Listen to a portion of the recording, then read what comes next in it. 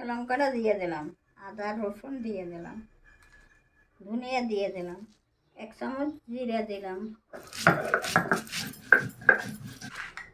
কাঁঠালটা আমি একটু ভাপাই নেব, লবণ দিয়ে দিলাম।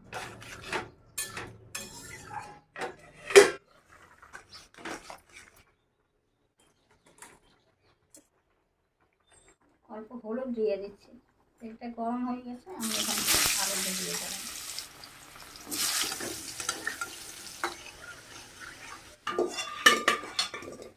এই তেলের মধ্যে আমি এখন এসবটা ভেজে নেব। একটু ভাজা হয়ে গেছে, আমি এখন উঠাই দিচ্ছি।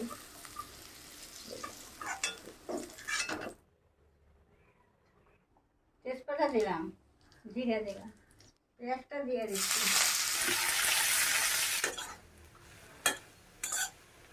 পেঁয়াজটা ভাজা হয়ে গেছে, আমি এখন দিয়ে দেবো এটার মধ্যে ঢেলে।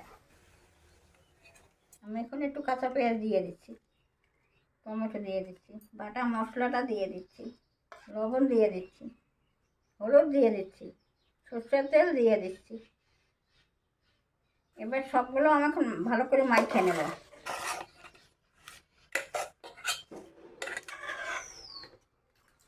বন্ধুরা, আমার ইঁচড়টা মাখানো হয়ে গেছে।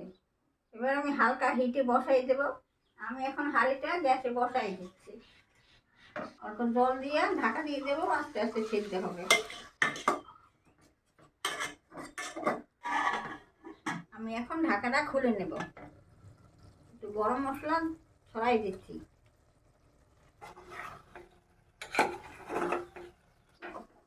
দেখো বন্ধুরা, হাঁড়িতে ইঁচড় কষা কি সুন্দর হয়েছে।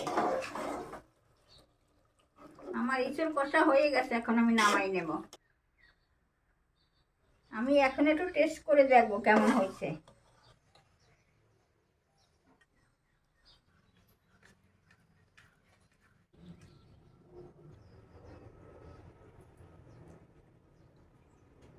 এইভাবে তোমরা এই হাঁড়িতে এসে রান্না করে খাইয়ে দেখো, খুব স্বাদ লাগে, খুব ভালো হয়েছে।